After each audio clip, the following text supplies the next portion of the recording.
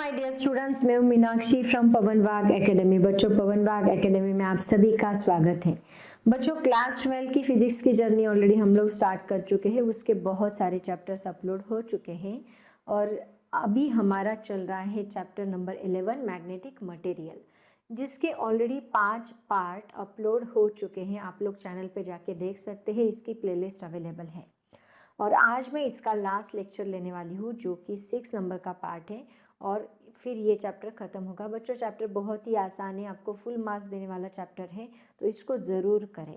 ज़्यादा डेरिवेशंस भी नहीं है, बहुत कम डेरिवेशन से थ्योरेटिकल पार्ट इसमें ज़्यादा अवेलेबल है। तो पूरा चैप्टर बहुत अच्छे से स्टडी करना है। और आज हम लोग इसका लास्ट पार्ट देखने वाले हैं। इसमें भी ज़्यादा से ज़्यादा थियरी पार्ट ही है। बच्चों, अगर आप देखोगे तो मैं सभी नोट्स आपको लिख के देती हूँ, मतलब बोर्ड के ऊपर मैं सब कुछ लिख के देती हूँ। और अगर किसी स्टूडेंट्स को मान लो नोट्स नहीं लिखनी है, मैं तो बहुत बार बोलती हूँ कि खुद की नोट्स बनाओगे तो ज़्यादा अच्छा रहेगा। और अगर इनकेस किसी स्टूडेंट ने मान लो खुद की नोट्स नहीं बनाई है, अभी टाइम भी नहीं है इतना राइटिंग करने के लिए, तो आप लोग क्या करो, जो मैं बोर्ड पे लिख के देती हूँ मैं आपको बोलती हूँ इसका स्क्रीनशॉट ले लो। तो वो स्क्रीनशॉट के है ना, आप लोग प्रिंट आउट्स निकाल लो। रिड्यूस्ड फॉर्म में प्रिंट आउट्स मिलते हैं, तो उतने भी अगर आपने किए प्रिंट आउट्स निकाल के, तो रेडी नोट्स आपको मिल जाएंगे। बस उतना भी अगर आप करते हो तो मैं आराम से कहती हूँ आपको 100 आउट ऑफ 100 मार्क्स ज़रूर आएंगे फिजिक्स में, है ना। प्रैक्टिकल के छोड़ ले, मान लो 70 मार्क्स का पेपर है तो 70 आउट ऑफ 70 तो ज़रूर आएगी, अगर आप उतना परफेक्ट करके गए तो। इतना सब कुछ मैंने डिटेल में आपको दिया है। बोर्ड के ऊपर मैंने each and every topic note किया है और लिख के दिया है, मतलब 1.1 2 3 4 ऐसे पॉइंट्स के हिसाब से हर एक डेरिवेशन मैंने लिख के दिया है। तो इतना भी अगर आप करते हो, मान लो टाइम नहीं है अभी आपके पास, तो इतना भी अगर आप प्रिंट आउट निकाल के करोगे तो आराम से 1-1.5 महीने में पूरा फिजिक्स का स्टडी आपका हो जाएगा, कोई प्रॉब्लम नहीं। टेंशन लेने की ज़रूरत नहीं है, बस जो मैं वीडियोज़ अपलोड कर रही हूँ उसको धीरे धीरे आप लोग स्टडी करो। और अगर ज़्यादा देर हो गई तो थोड़ा स्पीड बढ़ा के करो। रिवीजन करने के लिए 2 के स्पीड से देखो, वापस आप लोग रिवाइज कर सकते हैं, फास्ट देख सकते हैं। तो अभी हम लोग हाँ, लेकिन उसके पहले मैं बता दूं, पवन वाग एकेडमी का ऐप भी है बच्चों, इसके अंदर आपको सभी वीडियोस मिल जाएंगे, सभी प्लेलिस्ट अवेलेबल है। तो चलते हैं आज के लेक्चर की तरफ। आज का लेक्चर स्टार्ट करने से पहले बच्चों, आज का हमारा जो टॉपिक है, आज मैं यहाँ 3 टॉपिक्स कवर करने वाली हूँ। 11.6 जो हमारा हिस्टेरिसिस का टॉपिक है, उसके बाद 11.7 परमानेंट मैग्नेट एंड इलेक्ट्रोमैग्नेट क्या होता है, एंड देन 11.8 मैग्नेटिक शील्डिंग क्या होता है। छोटे छोटे टॉपिक से, परमानेंट मैग्नेट इलेक्ट्रोमैग्नेट तो बहुत छोटा है, मैग्नेटिक शील्डिंग भी बहुत छोटा है। हिस्टेरिसिस जो है, हिस्टेरिसिस के ऊपर आपको जेई में, नीट में, सीईटी में हर एक एंट्रेंस में क्वेश्चंस पूछे जाते हैं। तो ये टॉपिक थोड़ा सा मैं डिटेल में आपको बताने वाली हूँ।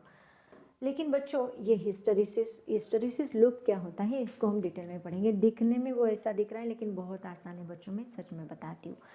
आप लोग क्या करो, अभी बस हेडफोन लगा लो सब लोग जल्दी से, और कॉन्सेंट्रेट करके जो मैं बता रही हूँ उसको अंडरस्टैंड करो। फुल कॉन्सेंट्रेशन के साथ सुनना है। अंडरस्टैंड करोगे तो रिवीजन भी फास्ट होगा, लर्निंग भी फास्ट होगा, और आसानी से आप लोग फिजिक्स का स्टडी कर पाओगे। बस अंडरस्टैंड करना है, इतनी बात आपको याद रखो। हेडफोन लगा के बैठो, कंसंट्रेशन हो जाएगा, कहीं भी आपका ध्यान नहीं जाएगा, दिमाग में चल रहा है सबको छूमंतर कर दो, चलेगा। तो स्टार्ट करते हैं। हाँ, इसके पहले मैं आपको हमने जो प्रीवियस लेक्चर में पढ़ा है वो एक बार रिवाइज कर देती हूँ। बच्चों, प्रीवियस लेक्चर में हमने 3 टाइप के सब्सटेंसेस पढ़े थे। सबसे पहले हमने पढ़ा था डायमैग्नेटिक सब्सटेंस। डायमैग्नेटिक मटेरियल क्या होता है, अगर आपको याद होगा तो डायमैग्नेटिक मटेरियल मतलब एक पेयर्ड इलेक्ट्रॉन्स होते हैं जिसके अंदर, ऐसे मटेरियल को हम लोग डायमैग्नेटिक मटेरियल कहते हैं जिसके अंदर मैग्नेटाइजेशन नहीं होता। मैग्नेटाइजेशन जो है 0 होता है, क्योंकि उसके अंदर डाइपोल्स ही नहीं है ना, पेयर्ड है, एक दूसरे की इलेक्ट्रॉन पेयर्ड है। तो इलेक्ट्रॉन पेयर्ड, एक इलेक्ट्रॉन ऐसे स्पिन कराए, दूसरा इलेक्ट्रॉन अपोजिट स्पिन कराए, एक दूसरे की मैग्नेटिक फील्ड कैंसिल आउट करे। डिटेल में लिया है, आप लोग देख सकते हैं पीछे जाके। तो इसके अंदर डाइपोल्स नहीं है, मतलब मैग्नेटाइजेशन क्या है इसके अंदर, 0 है। सेकेंड हमने देखा था पैरामैग्नेटिक मटेरियल। बच्चों, पैरामैग्नेटिक मटेरियल एक अनपेयर्ड मटेरियल होता है, इसकी मैंने बात की थी, और इसको मैंने अनपेयर्ड क्यों, कैसे, ये सब कुछ डिटेल में बताया। और अनपेयर्ड होने की वजह से मैग्नेटिक डाइपोल मोमेंट है तो मैग्नेटाइजेशन यहाँ पे जीरो नहीं होता, इसके अंदर मैग्नेटाइजेशन आता है। मान लो ये मैंने पैरामैग्नेटिक मटेरियल लिया, इस पैरामैग्नेटिक मटेरियल के अंदर डाइपोल्स, और डाइपोल्स हमने ऐसे दिखाए थे, but that dipoles are randomly oriented, वो सब उस डायरेक्शन में रैंडमली ओरिएंटेड है due to thermal agitation, temperature की वजह से वो इस साइड अलग अलग साइड में ओरिएंटेड है। जब हम इसको मैग्नेटिक फील्ड में रखते हैं, एक्सटर्नल मैग्नेटिक फील्ड में रखते हैं, तो सारे डाइपोल्स अलाइन हो जाते हैं, मतलब कुछ ऐसे सारे डाइपोल्स एक ही डायरेक्शन में चले जाते हैं, तो इसका मैग्नेटाइजेशन हो गया, ऐसे हम लोग बोलते हैं। इसको कहा जाता है मैग्नेटाइज्ड पैरामैग्नेटिक मटेरियल। बच्चों मैग्नेटाइज्ड पैरामैग्नेटिक मटेरियल अगर मैं मैग्नेटिक फील्ड निकाल लूँ तो वापस सेट बैक हो जाता है अपनी ओरिजिनल पोजीशन पे, वापस वो अपनी ओरिजिनल पोजीशन पे आता है। लेकिन उसके बाद मैंने बताया था थर्ड वाला, जो कि फेरोमैग्नेटिक है, जिसको कहा जाता है फेरोमैग्नेटिक मटेरियल। ये फेरोमैग्नेटिक मटेरियल भी बनता है अनपेयर्ड इलेक्ट्रॉन्स से, फेरोमैग्नेटिक मटेरियल भी बनता है अनपेयर्ड इलेक्ट्रॉन्स के, इसके अंदर भी मैग्नेटाइजेशन ज़ीरो होता है, ये भी मैग्नेटाइज पूरी तरह से मैग्नेटाइज हो जाता है। लेकिन इसमें इसके अंदर हमने एक अलग थियोरी पढ़ी थी जिसका नाम था डोमेन थियोरी, उसको मैंने डिटेल में बताया है लास्ट लेक्चर में, डोमेन्स कैसे फॉर्म होते हैं। तो ये जो डोमेन्स है, एक सेकेंड, ये जो डोमेन्स है वो कुछ इस तरह बनते हैं, एक मिनट है बच्चों। तो बच्चों इसके अंदर डोमेन्स फॉर्म होते हैं, और डोमेन्स मतलब क्या, इंटरैक्शन होता है नेबरिंग मॉलिक्यूल्स के साथ। तो एक डोमेन, ये मान लो एक डोमेन है, तो यहाँ के सारे डाइपोल्स एक ही डायरेक्शन में होंगे, यहाँ के सारे डाइपोल्स एक ही डायरेक्शन में होंगे। मान लो यहाँ पे और एक डोमेन फॉर्म हुआ, तो यहाँ के सारे डाइपोल्स एक ही डायरेक्शन में होंगे। तो ऐसे डोमेन्स फॉर्म होते हैं। और अगर मान लो इसको मैंने मैग्नेटिक फील्ड के अंदर रखा, तो धीरे धीरे जैसे जैसे हम लोग मैग्नेटिक फील्ड बढ़ाते जाएंगे, मैग्नेटिक फील्ड बढ़ाने की वजह से पहले इनिशियली मान लो ये डाइपोल्स इस डायरेक्शन में चले गए, फिर क्या होगा, ये डाइपोल्स खुद को अलाइन कर लेंगे, मैग्नेटिक फील्ड और बढ़ाई हमने, फिर ये डाइपोल्स चले जाएंगे, मैग्नेटिक फील्ड्स और बढ़ाई मैंने, तो ये भी डाइपोल्स सारे अलाइन होके इस डायरेक्शन में चले जाएंगे, और मैग्नेटिक फील्ड बढ़ाई, धीरे धीरे सभी डाइपोल्स एक ही डायरेक्शन में चले गए और फुल्ली मैग्नेटाइज्ड हो गया फेरोमैग्नेटिक सब्सटेंस। यहाँ पे पूरी तरह से वो मैग्नेटाइज हो चुका है, 100% मैग्नेटाइज हो चुका है।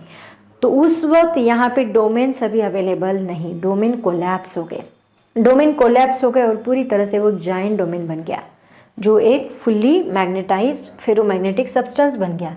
लेकिन बच्चों इसमें और इसमें एक फ़र्क है। फ़र्क क्या बताया था मैंने, कि अगर मैं मैग्नेटिक फील्ड हटा दूँ, यहाँ पे मैंने मैग्नेटिक फील्ड हटा दी, तो मैग्नेटिक फील्ड हटाने के बाद ये सेटबैक हो गया अपनी ओरिजिनल पोजीशन पे, हाँ ये वापस आ गया। लेकिन इसमें एटीट्यूड है, ये नहीं आता, ये अपनी ओरिजिनल पोजीशन में नहीं आएगा, ये इसके अंदर कुछ ना कुछ मैग्नेटाइज कम करेगा, लेकिन कुछ ना कुछ मैग्नेटाइजेशन ज़रूर होगा, है ना। तो इसके अंदर सारे कुछ आ जाएंगे अपनी ओरिजिनल पोजीशन पे, कुछ डाइपोल्स आ जाएंगे, बट सारे डाइपोल्स अपनी ओरिजिनल पोजीशन में नहीं आते, ठीक है। तो ये दोनों में डिफरेंस है फेरोमैग्नेटिक एंड पैरामैग्नेटिक सब्सटेंस में। तो आज मैं आपको जो पढ़ाने वाली हूँ हिस्टेरिसिस, उसके लिए हम कौन सा मटेरियल यूज़ करेंगे, अरे क्या कर दिया मैंने, उसके लिए हम लोग कौन सा मटेरियल यूज़ करेंगे, फेरोमैग्नेटिक मटेरियल। ये कौन सा था बच्चों, फेरोमैग्नेटिक मटेरियल हम लोग यूज़ करने वाले हैं। तो देखो हिस्टेरिसिस मतलब क्या होता है, सबसे पहले वो जान लेते हैं बच्चों। हिस्टेरिसिस मतलब एक ऐसा कर्व है, एक क्लोज्ड कर्व है जिसको हम बोलते हैं, एक ऐसा कर्व जो कि हमें रिलेशन दिखा रहा है, किसका, मैग्नेटिक फील्ड का एंड मैग्नेटिक इंटेंसिटी का, दोनों का रिलेशन हमें बता रहा है। हिस्टेरिसिस मतलब hysteresis which gives the relation between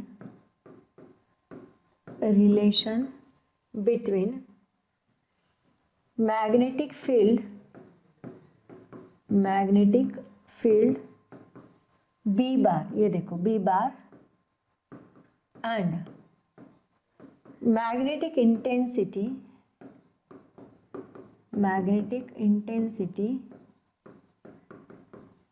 H बार, इन दोनों का रिलेशन दिखाता है, H बार एंड B बार का। लेकिन किसका H बार, किसका B बार, ये भी तो क्वेश्चन अराइज होता है। तो देखो क्या किया हमने, ठीक, अभी बहुत कॉन्सेंट्रेट करना है। अब हमारा मेन टॉपिक स्टार्ट हो गया, सब लोग फोकस करेंगे। हम लोग क्या करने वाले हैं, हमने क्या किया, एक फेरोमैग्नेटिक मटेरियल लिया। क्या लिया, फेरोमैग्नेटिक मटेरियल। मान लो मैंने एक रॉड लिया, इस फेरोमैग्नेटिक मटेरियल को मैंने एक सोलेनॉइड के अंदर रखा। सोलेनॉइड सबको पता है, सोलेनॉइड मतलब कुछ कॉइल्स होती है, नंबर ऑफ टर्न्स होती है, जिसमें से हम लोग क्या करते हैं, करंट फ्लो करते हैं, और करंट फ्लो होने की वजह से उस सोलेनॉइड में मैग्नेटिक फील्ड प्रोड्यूस्ड होती है। तो हमने क्या किया, इसको एक सोलेनॉइड के अंदर रखा। बच्चों ऑब्वियसली ये फेरोमैग्नेटिक मटेरियल है, तो इसके अंदर क्या है, डाइपोल्स अवेलेबल है ना। तो मान लो इनिशियली जब हमने इसको रखा, फेरोमैग्नेटिक मटेरियल के अंदर रखा, तो हुआ ये, देखो हुआ ये कि ये मटेरियल जो है वो डीमैग्नेटाइज्ड है, मतलब उसके अंदर कोई मैग्नेटाइजेशन नहीं है। अब हमने क्या किया, मैग्नेटाइजेशन नहीं है मतलब इसके जो डाइपोल्स है वो कुछ ऐसे होंगे रैंडमली ओरिएंटेड, कुछ इस डायरेक्शन में, कुछ इस डायरेक्शन में, कुछ इस डायरेक्शन में, तो ऐसे रैंडमली ओरिएंटेड है, तो डीमैग्नेटाइज्ड है। अब मैंने क्या किया, यहाँ पे करंट स्टार्ट किया, मतलब यहाँ से करंट फ्लो मैंने स्टार्ट किया, तो ये सारी कॉइल्स में से करंट फ्लो होने लगा। तो सारी कॉइल्स में से जब करंट फ्लो होगा तो उस केस में वहाँ पे मैग्नेटिक फील्ड प्रोड्यूस्ड होगी। सारी कॉइल्स में से करंट फ्लो हुआ और उसमें मैग्नेटिक फील्ड प्रोड्यूस्ड हुई। तो मैग्नेटिक फील्ड जैसे ही प्रोड्यूस्ड हुई, तो ऑब्वियसली हमें पता है कि किसी भी मैग्नेटिक फेरोमैग्नेटिक मटेरियल को हम मैग्नेटिक फील्ड के अंदर रखते हैं तो उसके अंदर क्या होता है, डाइपोल फॉर्म होता है। तो हुआ ये बच्चों कि यहाँ पे जैसे ही हमने मैग्नेटिक फील्ड प्रोड्यूस की और करंट धीरे धीरे हम इंक्रीज करते गए तो मैग्नेटिक फील्ड भी इंक्रीज होते जाएगी। तो यहाँ के डाइपोल जो है उन्होंने खुद को अलाइन किया इस डायरेक्शन में। वापस मैंने मैग्नेटिक फील्ड बढ़ाई, वापस मैग्नेटिक अलाइन हो गए, वापस बढ़ाई, डाइपोल अलाइन हो गए, एंड धीरे धीरे धीरे धीरे धीरे धीरे सारे डाइपोल्स एक ही डायरेक्शन में अलाइन हो गए, जिस डायरेक्शन में मैग्नेटिक फील्ड है एक्सटर्नल। सारे डाइपोल्स एक डायरेक्शन में मैग्नेटिक फील्ड के अलाइन हो गए। लेकिन डायरेक्टली प्रोपोर्शनल नहीं बोल सकते, जैसे पैरामैग्नेटिक में वो डायरेक्टली प्रोपोर्शनल होता है, जैसे हम इंटेंसिटी बढ़ाते हैं। यहाँ हम करंट बढ़ा रहे हैं, मतलब क्या बढ़ा रहे हैं, H बढ़ा रहा है, ऐसे उसका मीनिंग है। इंटेंसिटी H क्या है, यहाँ मैग्नेटिक इंटेंसिटी। यहाँ मैंने करंट बढ़ाया तो इंटेंसिटी बढ़ेगी, इंटेंसिटी बढ़ेगी, वैसे वैसे इसके अंदर की मैग्नेटिक फील्ड को हमने B बार कहा है। जैसे जैसे H बढ़ेगा वैसे वैसे B बार बढ़ेगा, लेकिन धीरे धीरे बढ़ेगा, not directly exact directly proportional यहाँ पे वो नहीं है। तो उसकी वजह से देखो इसका ही हमने कर्व ड्रॉ किया है। तो इनिशियली क्या था, B बार और H बार करंट फ्लो नहीं किया तो दोनों भी क्या मिल रहे थे मुझे, जीरो। तो ये अभी कर्व की तरफ चलते हैं हम लोग। देखो यहाँ पे हमने ये जो सेंटर का पॉइंट है ये हमें क्या शो कर रहा है कि दोनों B बार एंड H बार दोनों भी क्या है, यहाँ पे जीरो है। तो हमने क्या किया, H बार बढ़ाना स्टार्ट किया, H बार बढ़ाते गए वैसे वैसे B बार भी बढ़ते गए, मतलब धीरे धीरे धीरे धीरे ये दोनों एक दूसरे को इंक्रीज करने लगे। H बार की वजह से B बार भी इंक्रीज होने लगा। बच्चों एक स्टेज आएगी कि सारे डाइपोल्स जो है वो अलाइन हो चुके होंगे। All dipoles are align themselves in the direction of magnetic field, और उसी को हम लोग क्या कहेंगे, सैचुरेशन, जहाँ पे सारे डाइपोल्स जो है वो एक साइड में अलाइन हो चुके हैं। मतलब देखो मान लो एक क्लास है, हमारा क्लासरूम है, एक क्लासरूम में कोई टीचर पढ़ाता है तो क्या होता है, कोई स्टूडेंट, मान लो किसी स्टूडेंट ने आवाज़ की है ना, आवाज़ करने के बाद एक स्टूडेंट आवाज़ करेगा, मान लो टीचर ने डांटा ही नहीं, एक स्टूडेंट ने आवाज़ किया, एक स्टूडेंट ने आवाज़ करने के बाद दूसरा करेगा, दूसरे ने किया, तीसरा करेगा, धीरे धीरे धीरे धीरे धीरे धीरे सारे स्टूडेंट्स बहुत ही ज़ोर से चिल्लाने लगेंगे। मतलब मान लो सारे स्टूडेंट्स क्या करें, अभी यहाँ पे बहुत ज़्यादा क्या बोलते हैं उसको, सारे स्टूडेंट्स चिल्लाने लगे, मतलब पूरे क्लास को डिस्टर्ब कर दिया। सिमिलरली यहाँ पे वैसे ही हुआ, इनिशियली थर्मल एजिटेशन की वजह से वो सारे जो डाइपोल्स है वो एक ही जगह पे थे, बट जैसे जैसे ये मैग्नेटिक फील्ड बढ़ने लगी सारे डाइपोल जो है वो अलाइन हो गए और पूरे सब्सटेंस को उन्होंने एक ही डायरेक्शन में मैग्नेटाइज कर दिया, तो सारे डाइपोल्स को एक डायरेक्शन में मैग्नेटाइजेशन मिल गया। और जब सारे डाइपोल्स मैग्नेटाइज हो गए बच्चों, उसी को हम लोग क्या कहेंगे, सैचुरेशन, उसको हम लोग कहेंगे सैचुरेशन। अब देखो यहाँ पे अभी हमने क्या किया, हमने H को डिक्रीज करना स्टार्ट किया, H को हमने क्या किया, डिक्रीज करना स्टार्ट किया। तो यहाँ पे मैंने H डिक्रीज किया तो हुआ ये फेरोमैग्नेटिक मटेरियल है बच्चों। मतलब यहाँ पे अगर हम H डिक्रीज करेंगे तो H डिक्रीज होगा, लेकिन B यहाँ पे पूरी तरह से डिक्रीज नहीं होगा। फेरोमैग्नेटिक मटेरियल का आपको याद है ना, मैंने बताया कि जैसे हम मैग्नेटिक फील्ड निकाल लेते हैं तो वो सेटबैक नहीं होता। तो यहाँ पे मैंने H पूरी तरह से डिक्रीज कर दिया, मतलब मान लो 0 कर दिया, तो H मैंने 0 किया बट B यहाँ पे 0 नहीं हुआ, B अवेलेबल है। तो देखो यहाँ पे देखो, इस केस में देखो यहाँ पे हमने H को देखो इस साइड आ रहे हैं हम लोग, मतलब H यहाँ हम 0 कर रहे हैं, तो H पूरी तरह से 0 हो चुका है बट B यहाँ अवेलेबल है, इतना अवेलेबल है। मतलब H decreases but B never decreases, B point पे B यहाँ डिक्रीज नहीं हो रहा है। और बच्चों इसी को कहा जाता है रिटेंटिविटी, मतलब the position of a ferromagnetic material at which magnetic field intensity is totally zero but magnetic field is not equal to zero, that substance still magnetized, इसी को कहा जाता है रिटेंटिविटी। ओके, तो इसकी डेफिनेशन वगैरह सब कुछ मैं लिख के दूंगी, पहले कर्व समझ लो, ठीक है। अब यहाँ पे क्या हुआ देखो, यहाँ पे जैसे कि हमने देखा मैग्नेटिक फील्ड मैंने पूरी तरह से हटा दी। इसको ना बच्चों मैं यहाँ पे समझाती हूँ आपको। हाँ देखो मैं क्या करती हूँ, एक मैग्नेटिक मटेरियल ड्रॉ करती हूँ, उससे समझाती हूँ। तो यहाँ पे देखो, एक मिनट, ब्लैक कलर नहीं लेती मैं, वाइट कलर लेती हूँ। तो हमने क्या किया, अभी ये मटेरियल है, तो ये मटेरियल से अभी मैंने क्या किया था, पहले इनिशियली मैग्नेटिक फील्ड अप्लाई की थी, तो सारे डाइपोल्स इस डायरेक्शन में चले गए, सारे डाइपोल चले गए। अब मैंने क्या किया, मैग्नेटिक फील्ड को मैंने हटा दिया। अगर मैं मैग्नेटिक फील्ड को हटा दूँ तो इसमें से कुछ डाइपोल्स जो है, मतलब मान लो यहाँ पे ये डाइपोल्स अलाइन है, लेकिन ये डाइपोल्स क्या हो गए, अभी डिस्टर्ब हो गए, ये डिस्टर्ब हो गए। सारे डाइपोल्स, ये डाइपोल्स भी अलाइन है, लेकिन बीच के कुछ डाइपोल्स है वो डीमैग्नेटाइज नहीं हुए, वो मैग्नेटाइज्ड ही है, वो डीमैग्नेटाइज नहीं हुए। तो यहाँ पे मैग्नेटिक फील्ड जो है वो है, लेकिन H हमने क्या किया, पूरा निकाल दिया, मतलब H हमने 0 कर दिया, उसको कहा जाता है रिटेंटिविटी।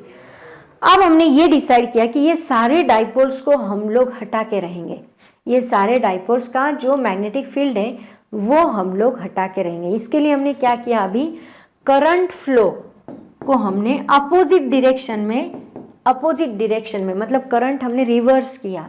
इनिशियली हमने क्या किया था, मान लो इस डायरेक्शन में करंट फ्लो किया था, यहाँ पे इस डायरेक्शन में करंट फ्लो किया था। अभी हमने क्या किया, इसकी पोलैरिटी चेंज कर दी, अभी मैंने इसको अपोजिट डायरेक्शन से करंट फ्लो करना स्टार्ट किया। तो होगा क्या, देखो अभी इस डायरेक्शन में करंट फ्लो होगा, तो अभी मैग्नेटिक फील्ड भी अपोजिट डायरेक्शन में आ जाएगी, राइट। इसका मतलब वापस हमने I को रिड्यूस करना स्टार्ट किया, वापस इंटेंसिटी बढ़ेगी। मैग्नेटिक फील्ड तो प्रोड्यूस हो रही, लेकिन अपोजिट डायरेक्शन में करंट फ्लो है, अपोजिट डायरेक्शन में मैग्नेटिक फील्ड, तो मैग्नेटिक फील्ड यहाँ पे वापस बढ़ना स्टार्ट होगी, मतलब इंटेंसिटी वापस बढ़ेगी। अब क्या होगा, जो डाइपोल्स वहाँ पे फॉर्म हुए थे, ये डाइपोल जो अलाइन थे, ये अभी क्या करेंगे, अपोजिट डायरेक्शन में खुद को फ्लो करना स्टार्ट करेंगे। मतलब जब ये पूरी तरह से डाइपोल नहीं हुए थे ना, तो अभी क्या होगा, अपोजिट डायरेक्शन में जैसे जैसे हम लोग अपोजिट डायरेक्शन में फील्ड अप्लाई करते जाएंगे, तो ये बी बार जो है वो जो कम नहीं हो रहा था, धीरे धीरे वो कम होने लगेगा, और एक स्टेज आएगी कि बी बार पूरी तरह से क्या बनेगा, 0 बनेगा। एक स्टेज पे बी बार पूरी तरह से 0 बनेगा। देखो मतलब इनिशियली ये डाइपोल्स अभी ऐसे थे, हमने मैग्नेटिक फील्ड हटाई, तो ये क्या हो गए, इन्होंने खुद को अलाइन कर लिया रैंडम डायरेक्शन में, तो कुछ ही डाइपोल्स अलाइन हुए थे, मैंने आपको बताया। अब मैंने जैसे ही रिवर्स डायरेक्शन में मैग्नेटिक फील्ड स्टार्ट की, तो ये क्या हुए, अब सारे इलेक्ट्रॉन, सारे डाइपोल्स क्या हो गए, डिस्टर्ब हो गए, सारे डाइपोल्स डिस्टर्ब हो गए, है ना। सारे डाइपोल्स मैंने डिस्टर्ब किए, इसका मतलब मैग्नेटिक फील्ड हो गया 0, लेकिन अभी यहाँ पे H 0 नहीं है, H यहाँ पे 0 नहीं है, B 0 है, लेकिन H यहाँ पे 0 नहीं है, और ऐसी केस को कहते हैं कोर्सिविटी, कोर्सिविटी का मतलब होता है magnetic field of the material is zero but magnetic intensity is not zero, that position is called as coercivity. समझ में आया? अभी वापस हम लोग क्या करेंगे, मतलब ये पोर्शन मिलेगा, देखो आपको ये पोर्शन मिलेगा यहाँ से, ये वाला पोर्शन अभी रिवर्स डायरेक्शन में बी क्या करेगा, डिक्रीज होना स्टार्ट करेगा और ये डिक्रीज होगा और कहाँ पे आ जाएगा, जीरो। पर हम बढ़ाते रहे इंटेंसिटी, अभी बढ़ाते रहे बढ़ाते रहे बढ़ाते रहे, तो ये बढ़ाते रहेंगे तो ये भी बढ़ता जाएगा और हमें ये कर्व मिलेगा। वापस अपोजिट डायरेक्शन में अभी ये सारे डाइपोल जो है वो इस डायरेक्शन में स्टार्ट, अभी मैं ब्लैक कलर के ये सारे डाइपोल, ये डाइपोल इस डायरेक्शन में, ये सारे डाइपोल सभी अपोजिट डायरेक्शन में घूम जाएंगे, है ना। मतलब सारे डाइपोल्स ने अभी उल्टी डायरेक्शन ले ली, ठीक है। इनिशियली वो ऐसे थे, फिर वो धीरे धीरे अपनी ओरिजिनल पोजीशन पे आ गए, अभी वापस सारे डाइपोल अपोजिट डायरेक्शन में अलाइन हो गए। उन्होंने सारे डाइपोल से अलाइनमेंट कर लिया, वापस अपोजिट डायरेक्शन में सैचुरेशन आ गया, है ना। अपोजिट डायरेक्शन में सैचुरेशन आया, वापस हमने इंटेंसिटी डिक्रीज की, इंटेंसिटी डिक्रीज करने के बाद वापस यहाँ पे intensity zero but magnetic field not zero. Again हमने इंटेंसिटी रिवर्स डायरेक्शन में की, रिवर्स डायरेक्शन में करने के बाद वापस magnetic field zero, H is not zero, and then वापस हम लोग कहाँ पे जाएंगे, ए पे जाएंगे। तो ये जो पूरा पाथ है बच्चों, इसी को कहा जाता है हिस्टेरिसिस। आया समझ में? देखो पहले जीरो, फिर magnetic field increases, intensity also increases, then intensity zero, magnetic field not zero called as retentivity, then current flows in reverse direction, then magnetic field zero, intensity is not zero called as coercivity, current flow reduces continuously, all dipoles moves in the opposite direction, then saturation stage occur, again current decreases, intensity decreases, B not becomes zero but H becomes zero. In this way the current flows in opposite direction continuously, then B zero but H not zero, and again we will get the path FA and the curve completed called as hysteresis curve. इसको क्या कहा जाता है, hysteresis curve. बच्चों ये जो मैंने explain किया है अभी इसी को मैं पॉइंट वाइज आपको लिख के देती हूँ, चलेगा पूरा, क्योंकि ये का क्वेश्चन आपको पूछा जाता है। तो इसका जो टोटल डायग्राम है, पहले आप लोग डायग्राम निकालोगे इसका, जैसे मैंने निकाल के दिया है, एंड पॉइंट वाइज हर एक पॉइंट को मैं आपको लिख के देने वाली हूँ। मैं हर एक पोर्शन को बहुत अच्छे से लिख के दूंगी, बहुत अच्छे से नोट्स बनानी है। अगर आपको नोट्स बनाना बोर होता है तो इसके प्रिंट आउट्स निकाल लो, नो प्रॉब्लम। तो ये सारे मैंने नोट्स अभी लिख के दिए हैं आपको, मतलब मैंने ऑलरेडी लिख लिया है, क्योंकि उतना टाइम हमारा बचेगा, लिखने में बहुत टाइम जाता है। तो ये मैंने अपनी लैंग्वेज में खुद की नोट्स बनाई है, मतलब इतना बड़ा बच्चों को लिखने में बहुत बोर होता है, तो मैंने क्या किया, पॉइंट वाइज इसको डिस्ट्रीब्यूट कर दिया और पॉइंट के हिसाब से मैंने लिखा है।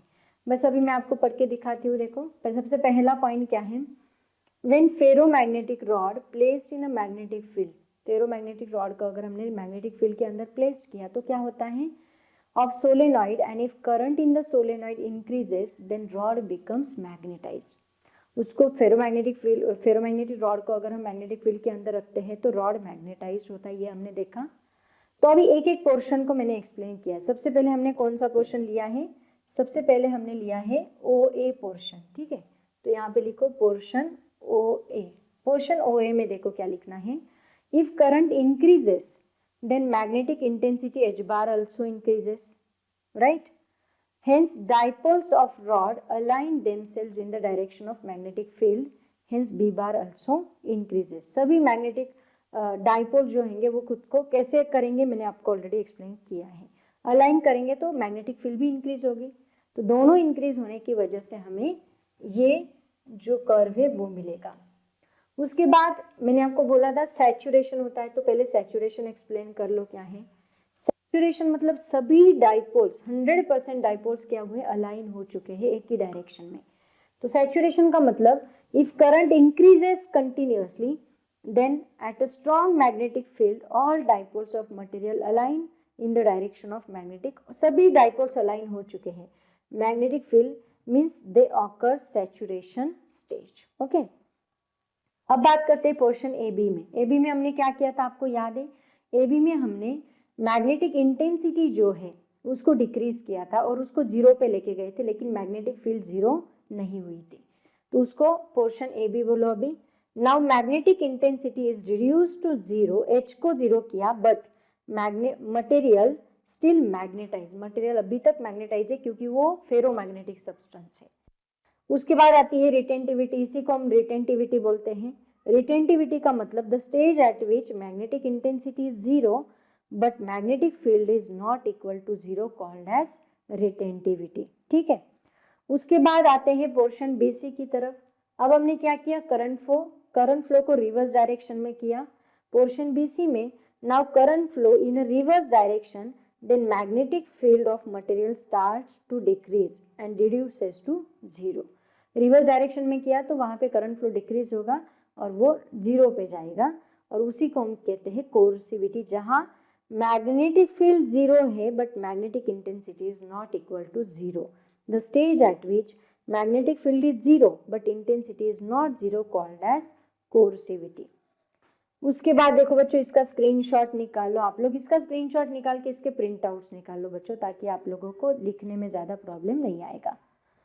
उसके बाद देखो next point, portion C D, current continuously decreases then dipole align themselves in opposite direction, then again saturation stage occur at D point. मतलब यहाँ पे देखो इस पॉइंट पे कहा गया डी पॉइंट, यहाँ पे हमने वापस करंट डिक्रीज करना स्टार्ट किया तो डी पॉइंट पे वापस सैचुरेशन आ गए। अभी सारे डाइपोल्स अपोजिट डायरेक्शन में खुद को अलाइन कर रहे हैं, मतलब वापस करंट डाइपोल का सैचुरेशन आ गया। ठीक है, देन पोर्शन डी में क्या है, now current decreases again, then H bar becomes zero but B bar is not zero, that means again retentivity occurs. यहाँ पे वापस से रिटेंटिविटी आ रही है, और वापस हमने अगर करंट इंक्रीज करना स्टार्ट किया, नेक्स्ट पॉइंट चाहे तो हम लिखते हैं। एक्चुअली बच्चों ये मैंने रिकॉर्ड किया बट रिकॉर्ड ही नहीं हुआ, मैंने सारा एक्सप्लेन करने के बाद समझ में आया रिकॉर्डिंग हुआ ही नहीं, तो मैंने एज इट इज़ रखा और आपको फिर बस एक्सप्लेन किया। एक्चुअली ये मैंने लिखते लिखते ही रिकॉर्ड किया था बट रिकॉर्डिंग हुआ ही नहीं, कोई प्रॉब्लम नहीं, बट सारे नोट्स एज इट इज़ आप लोग कॉपी कर लो, उतना टाइम आपका बच जाएगा। लिखने में जितना टाइम जाता है उतना रिड्यूस हो गया है ना। तो वैसे भी आप लोग जल्दी उसको फॉरवर्ड, जब मैं लिखती हूँ ना फॉरवर्ड करते चलो, फॉरवर्ड करके फिर स्क्रीनशॉट निकालते चलो, ताकि उतना टाइम आपका बचेगा। अब हमने 10 पॉइंट में क्या लिखना है, देखो वापस हमने क्या किया, यहाँ पे वापस करंट डिक्रीज करना स्टार्ट किया, अभी वापस करंट को इंक्रीज करना हमने स्टार्ट किया रिवर्स डायरेक्शन। तो हमें कौन सा पाथ मिलेगा, EFA। ओके, तो पोर्शन EFA डायरेक्टली लिखती हूँ मैं, 10th number portion EFA, if current increases again, then magnetic intensity also increases,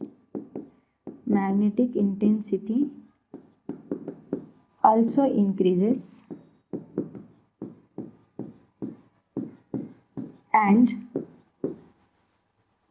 magnetic field also increases, magnetic field of material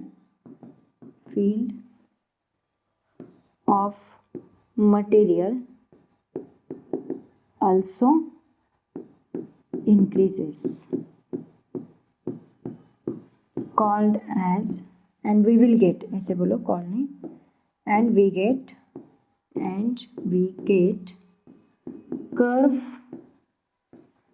curve EFA, okay,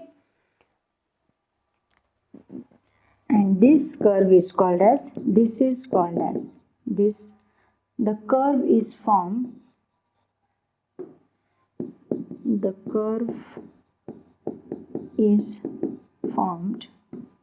called as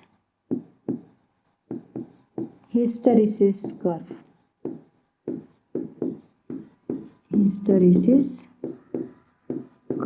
okay बच्चों, इसका पहले screenshot ले लो and then इसका screenshot ले लो, ठीक है। Okay बच्चों, अभी चलते हैं नेक्स्ट टॉपिक की तरफ। उसके बाद देखते हैं बच्चों 11.7 topic, that is the permanent magnet and electromagnet. अब हम लोग artificially permanent magnet and electromagnet भी बना सकते हैं और उसके बहुत सारे एप्लीकेशंस भी है अपनी डेली लाइफ में, तो वो सारे मैं आपको बताने वाली हूँ। तो परमानेंट मैग्नेट को हम लोग बनाने के लिए क्या यूज करते हैं बच्चों, फेरोमैग्नेटिक मटेरियल यूज करके हम लोग परमानेंट मैग्नेट बना सकते हैं। इसको मैं डिटेल में बताऊंगी आपको, ferromagnetic material. Okay, by using this we can make a permanent magnet and electromagnet. मतलब देखो बहुत सारे जो क्या बोलते हैं हम उसको, बुलडोजर्स वगैरह होते हैं ना, जो बड़ी बड़ी चीजें उठाने के लिए हम लोग उसका यूज करते हैं, तो वहां पे मैग्नेट्स ही तो होते हैं, वे इलेक्ट्रोमैग्नेट का यूज सबसे ज्यादा होता है। तो ये किससे बनता है, ये सॉफ्ट आयन से बनाते हैं बच्चों, सॉफ्ट आयन से बनाते हैं। सॉफ्ट आयन का यूज करके इलेक्ट्रोमैग्नेट बनाया जाता है, जिसमें से करंट पास किया जाता है और करंट पास करने की वजह से उसमें मैग्नेटिक फील्ड प्रोड्यूस होती है। सॉफ्ट आयन ही क्यों, क्योंकि उसकी retaining small amount of retaining capacity है और ससेप्टिबिलिटी बहुत ज़्यादा है। इसको मैं लिख के देती हूँ आपको डिटेल में। देखो तो हमारा नेक्स्ट पॉइंट क्या है, पहले हम इलेक्ट्रोमैग्नेट देखते हैं, उसके बाद परमानेंट मैग्नेट देखेंगे। हमने क्या किया, देखो यहाँ पे एक आयन का नेल लिया है, जिसको हमने एक magnetic wire sorry coil wound की है, मतलब कॉइल है, वायर वाउंड की है, वो वायर में से हमने करंट पास किया तो उसमें मैग्नेटिक फील्ड प्रोड्यूस हुई। जितना करंट हम ज़्यादा बढ़ाएंगे, जितना करंट इंक्रीज करेंगे, उतना मैग्नेटिक फील्ड भी इंक्रीज होगा और यहाँ पे मैग्नेटिक फील्ड इंक्रीज होने की वजह से वो सब्सटेंस और मैग्नेटाइज होगा, उसकी वजह से वो स्ट्रॉन्ग इलेक्ट्रोमैग्नेट बनेगा। ठीक है, तो यहाँ पे हम कौन सा सब्सटेंस यूज करते हैं बच्चों, सॉफ्ट आयन। सॉफ्ट आयन, अगर आपको इसके ऊपर शॉर्ट नोट पूछा जाए, एक्सप्लेनेशन पूछा जाए, तो ये टॉपिक्स एज इट इज जैसे मैं लिख के देने वाली हूँ वैसे ही लिखो। सॉफ्ट आयन which having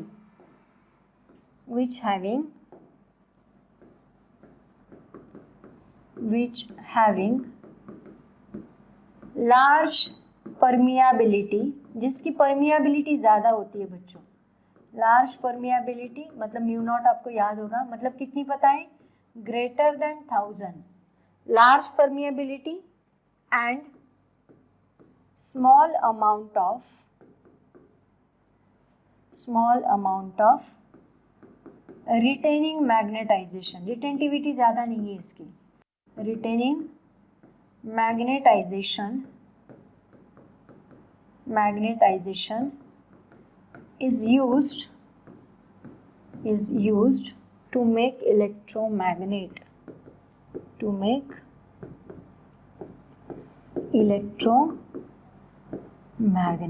ठीक है। उसके बाद है सेकेंड पॉइंट, सॉफ्ट आयन हो गया। उसके बाद ये सॉफ्ट आयन को हमने कहाँ रखा है, सोलेनॉइड के अंदर। Soft ion is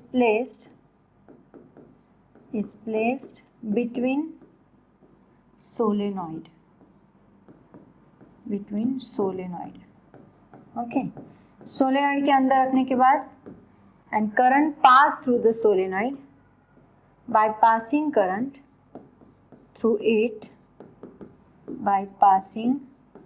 current through it, magnetic field increases,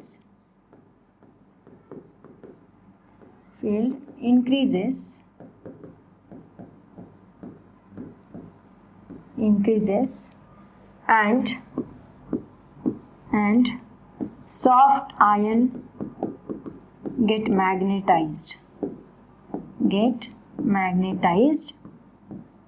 and becomes a electromagnet,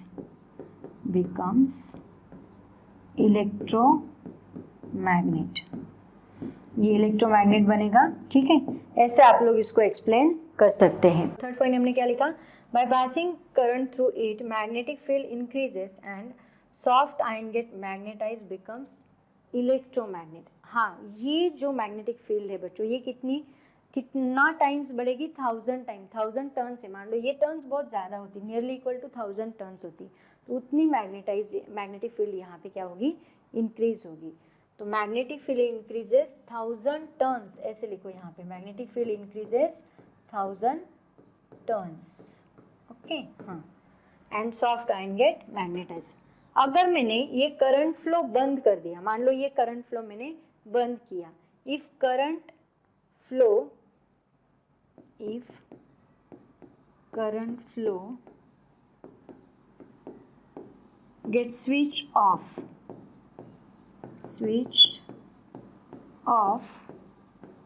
then effective magnetic field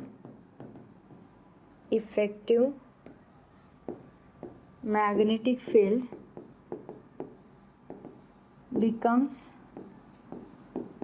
zero.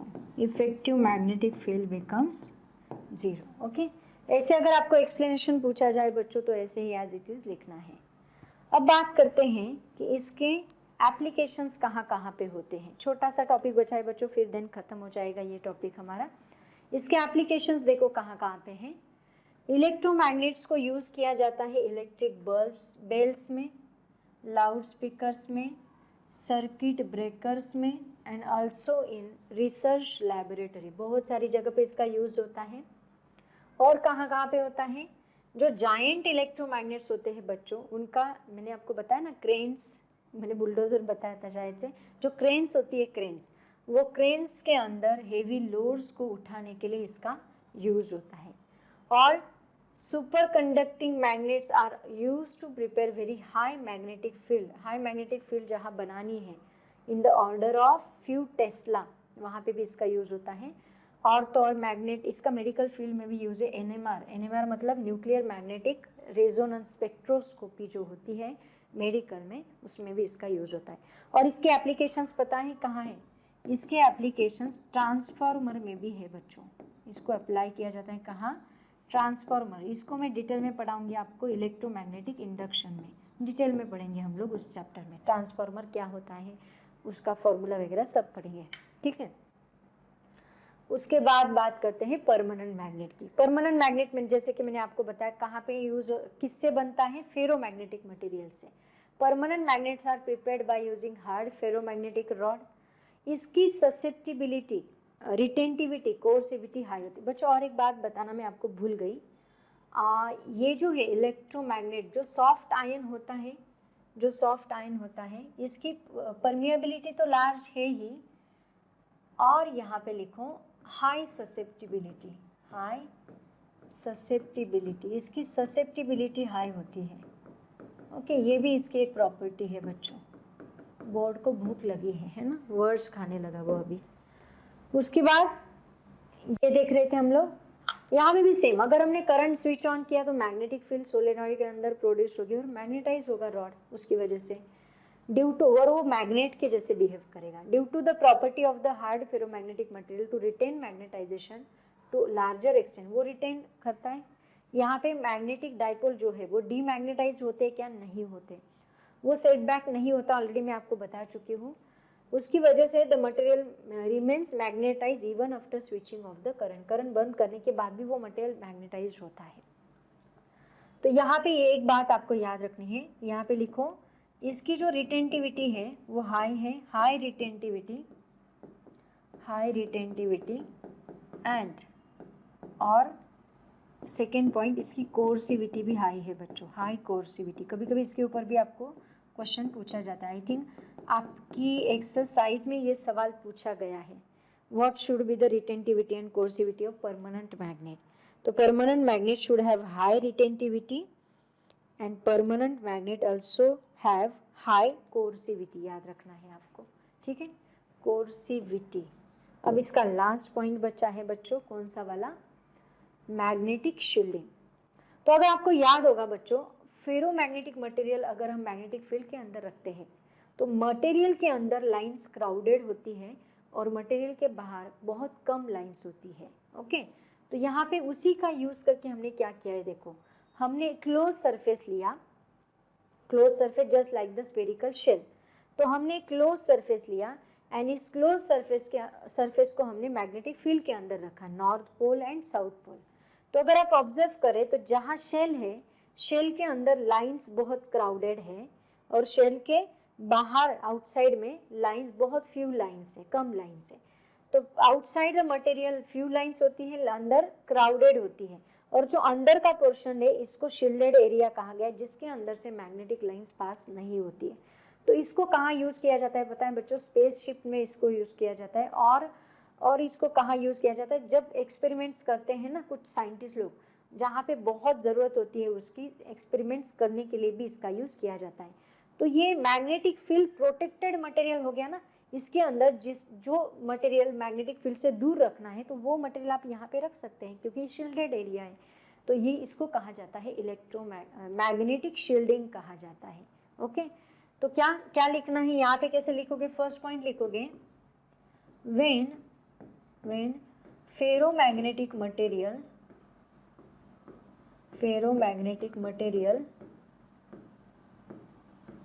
placed in a magnetic field then lines are crowded in the region के अंदर, in the material, crowded in the material के अंदर lines बहुत ज़्यादा crowded हैं, and few outside, बाहर बहुत कम है, outside। ओके, तो यहाँ पे अगर मान लो outside। Second point, if we placed closed surface like spherical shell,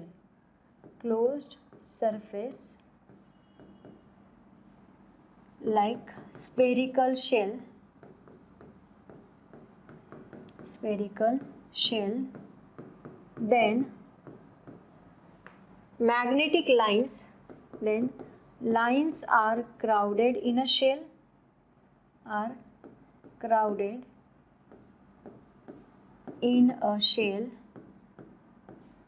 and few outside as shown in figure, few outside। Okay, और ये जो बाहर की साइड में बहुत कम लाइंस होती है, मोस्ट ऑफ द लाइंस कहाँ क्राउडेड है, into the shell, and this effect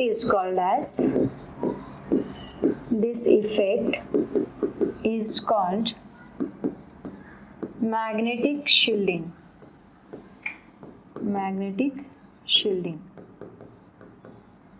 बच्चों अभी इसका यूज कहाँ पे है, देखो सबसे पहला यूज है, इसमें ज्यादा कुछ नहीं बच्चों, इतना ही टॉपिक आपके बुक में दिया है। अगर आपको एक्सप्लेन करने के लिए पूछा जाए ना, जैसे मैंने लिख के दिया है, डायग्राम निकालो ऐसे ही लिखो, बस कुछ नहीं लिखना है ज़्यादा।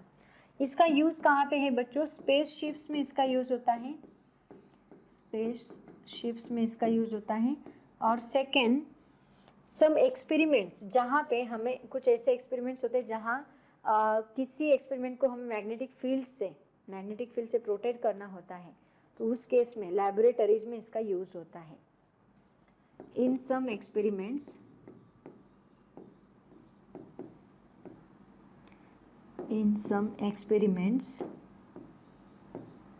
अरे स्पेलिंग एक्सपेरिमेंट्स, हाँ आप करेक्ट है ना, experiments where the material should be protected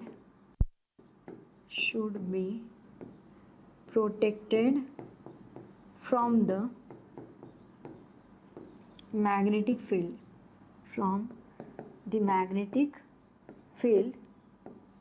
in laboratory। तो जो मटेरियल को आपको प्रोटेक्ट करना है ना, उसको इस शील्डेड एरिया के अंदर रख दो, इन लैबोरेटरी। समझ में आया बच्चों? तो बच्चों मुझे बताने में बहुत खुशी हो रही है, इसका स्क्रीनशॉट ले लो पहले, फिर खुशी की बात बताती हूँ।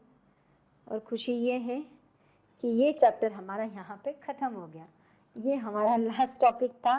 नेक्स्ट लेक्चर से हम लोग एक नया चैप्टर लेके आएंगे, एक नया वीडियो स्टार्ट करेंगे। तब तक के लिए ऑल द वेरी बेस्ट, पढ़ाई करते रहो, बहुत ज़्यादा इंटेंसिटी के साथ पढ़ाई करो, क्योंकि एग्ज़ाम नज़दीक आ रही है। ज़्यादा टेंशन लेने की ज़रूरत नहीं है, जैसे मैं बता रही हूँ वैसे करते चलो, सब कुछ अच्छा होगा। Okay, all the very best, thank you so much and bye bye.